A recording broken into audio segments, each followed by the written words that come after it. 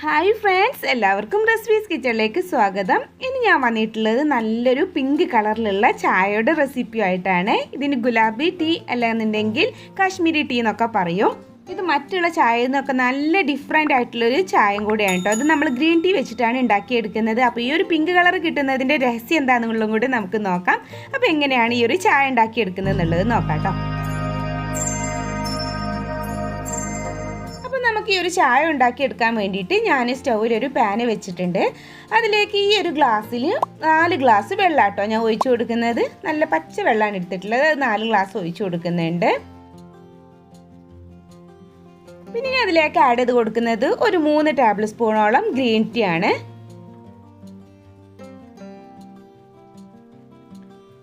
ഇനി നമ്മൾ അടുത്തതായിട്ട് ഇതിലേക്ക് കുറച്ച് സ്പൈസസ് ആട്ടോ ആഡ് ചെയ്ത് കൊടുക്കുന്നത്. എന്തൊക്കെയാണെന്ന് വെച്ചാൽ ഒരു 4-5 പീസ് പട്ട എടുത്തിട്ടുണ്ട്, പിന്നെ ഒരു 6 ഏലക്ക എടുത്തിട്ടുണ്ട്, ഒരു 4 ഗ്രാമ്പും പിന്നെ ഒരു താക്കോലും എടുത്തിട്ടുണ്ട് കേട്ടോ. അപ്പോൾ ഇത്രയും സ്പൈസസ് നമുക്ക് ഇതിലേക്ക് ആവശ്യമുണ്ട്. അപ്പോൾ അതും കൂടെ നമുക്ക് എന്ത് ചെയ്യാം, ഈ ഒരു ചായയിലേക്ക് ഇട്ട് കൊടുക്കാം. പിന്നെ നമ്മളിതിലേക്ക് അടുത്തതായിട്ട് ആഡ് ചെയ്ത് കൊടുക്കുന്നത് കുറച്ച് ഉപ്പാണ്. പഞ്ചസാരല്ല നമ്മളിതിലേക്ക് ആഡ് ചെയ്യുന്നത്, കുറച്ച് ഉപ്പാണ് കേട്ടോ ഈ ഒരു ടൈം ആഡ് ചെയ്യുന്നത്. ഇനി ഇതൊന്ന് തിളക്കാനാവട്ടെ. അപ്പോഴേക്കും നമുക്കിതിലേക്ക് ഒരു മെയിൻ ഇൻഗ്രീഡിയൻറ്റും കൂടെ ആഡ് ചെയ്യാനുണ്ട്. ആ ഒരു ഇൻഗ്രീഡിയൻ്റാണ് നമ്മുടെ ഈ ഒരു ചായയുടെ കളർ തന്നെ മാറ്റിയെടുക്കുന്നത് കേട്ടോ. ഇപ്പോൾ അതാ ഏകദേശം ഒന്ന് തിളക്കാനായപ്പോൾ ഞാനിതാ ആ ഒരു ഇൻഗ്രീഡിയൻറ്റ് ആഡ് ചെയ്യുകയാണ്. അത് വേറെ ഒന്നുമല്ല, നമ്മളെല്ലാവരും വീട്ടിലുള്ള കുറച്ച് ബേക്കിംഗ് സോഡയാണ് കേട്ടോ ആഡ് ചെയ്ത് കൊടുക്കുന്നത്. അപ്പോൾ ഈ ഒരു ബേക്കിംഗ് സോഡയാണ് നമ്മുടെ ഈ ഒരു ചായയുടെ കളറിനെ മാറ്റിയെടുക്കുന്നത്.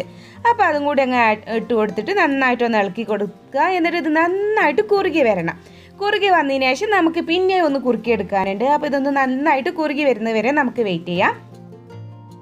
അപ്പോൾ നമുക്കിതൊരു ഫുൾ ഫ്ലെയിമിൽ തന്നെ ഇട്ടിട്ട് അങ്ങ് കുറുക്കിയെടുത്താൽ മതി. പിന്നെ നമ്മളതിൻ്റെ കൂടെ തന്നെ ഉണ്ടായാൽ മതി. അഥവാ പൊങ്ങിയിട്ട് തിളച്ച് പോകുമെന്നൊക്കെ നോക്കാൻ നമ്മളതിൻ്റെ കൂടെ തന്നെ അങ്ങനെ ഉണ്ടായാൽ മതി കേട്ടോ.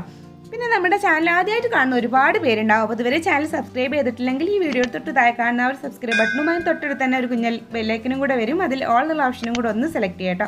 എന്നാൽ മാത്രമേ ഞാൻ ഇതുപോലുള്ള വീഡിയോസൊക്കെ അപ്ലോഡ് ചെയ്യുമ്പോൾ നിങ്ങൾക്ക് അതിൻ്റെ നോട്ടിഫിക്കേഷൻ ലഭിക്കുള്ളൂ. പിന്നെ വീഡിയോ ഇഷ്ടമായാൽ ലൈക്ക് ചെയ്യാനും കമൻറ്റ് ചെയ്യാനും നിങ്ങളുടെ ഫ്രണ്ട്സും റിലേറ്റീവ്സ് ആയിട്ടൊക്കെ ഒന്ന് ഷെയർ ചെയ്യാനും കൂടെ മറക്കരുത്. അപ്പോൾ ഇത് ഏകദേശം ഇങ്ങനെ കളറൊക്കെ ഇങ്ങനെ ചേഞ്ച് ആയിട്ടൊക്കെ വരുന്നത് കണ്ടില്ലേ. അപ്പോൾ കുറച്ച് ടൈം കൂടെ നമുക്കിത് നന്നായിട്ട് കുറുക്കിയെടുക്കണം. ഇത് കുറേ അങ്ങ് കുറുകി വന്നപ്പോൾ ഞാൻ ഇതിലേക്ക് നല്ല തണുത്തിട്ടുള്ള ഐസ് വാട്ടറാണ് കേട്ടോ ഇതിലേക്ക് ഒഴിച്ചു കൊടുത്ത്. ഒരു കപ്പും കൂടി ഒഴിച്ചു കൊടുത്തിട്ടുണ്ടായിരുന്നു.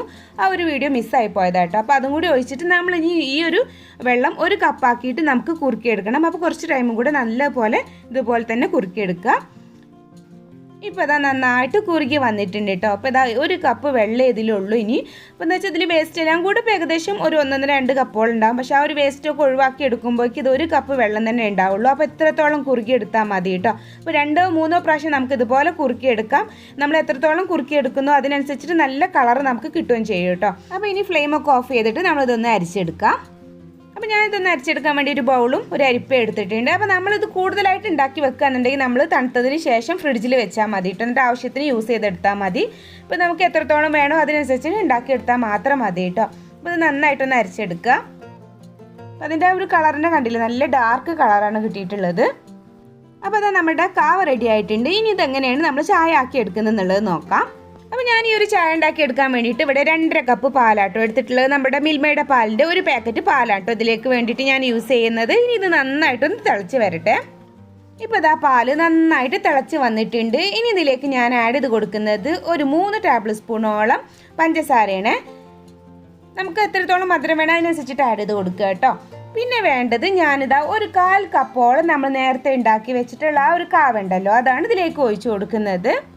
ഇത് നന്നായിട്ടൊന്ന് മിക്സ് ചെയ്ത് കൊടുക്കുക. ഒരു പഞ്ചസാര ഒന്ന് മെൽട്ടായിട്ട് വരുന്നവരെ നമുക്കൊന്ന് ചൂടാക്കി എടുക്കേണ്ട ആവശ്യമുള്ളൂ. ഇപ്പോൾ അതാ ചായ നന്നായിട്ട് ഇങ്ങനെ തിളച്ച് വന്നിട്ടുണ്ട്. അപ്പോൾ ഞാനിനി ഫ്ലെയിം ഓഫ് ചെയ്യുകയാണ്. ഇനി നമുക്കിതെങ്ങനെയാണ് സെർവ് ചെയ്യണമെന്നുള്ളത് നോക്കാം. ഇനി ഇതാ ഞാൻ ഓരോ ഗ്ലാസ്സിലോട്ട് ഇതങ്ങ് ഒഴിച്ചു കൊടുക്കുകയാണ്.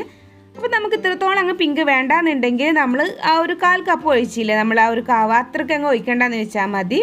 അതിലും കുറച്ച് ഒഴിച്ചാൽ മതി കേട്ടോ. അതിപ്പോൾ അത്യാവശ്യം നല്ല കളറുണ്ട്.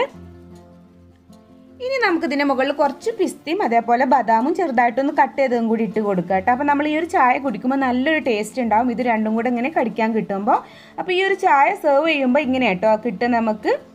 അപ്പോൾ അത്രയേ ഉള്ളൂ, നമ്മൾ ടേസ്റ്റി ആയിട്ടുള്ള കാശ്മീരി ടീ അല്ലെങ്കിൽ ഗുലാബ് ടീ റെഡി ആയിട്ടുണ്ട്. അപ്പോൾ എല്ലാവരും ഇതുപോലെ ഒന്ന് ട്രൈ ചെയ്ത് നോക്കുക. മറ്റുള്ള ചായയിൽ നിന്നൊക്കെ നല്ല ഡിഫറെൻ്റ് ആയിട്ടുള്ള നല്ല ടേസ്റ്റി ആയിട്ടുള്ളൊരു ചായയാണ്. അപ്പോൾ ട്രൈ ചെയ്ത് നോക്കിയതിന് ശേഷം നിങ്ങൾ അതിൻ്റെ ഫീഡ്ബാക്ക് എന്നെ അറിയിക്കാൻ മറക്കരുത്. അപ്പോൾ ഇൻഷാ അല്ലാ ഇനി ഒരു പുതിയ വീഡിയോ ആയിട്ട് വരുന്നവരേക്കും ബായ്, താങ്ക് യു, അസ്സലാമു അലൈക്കും.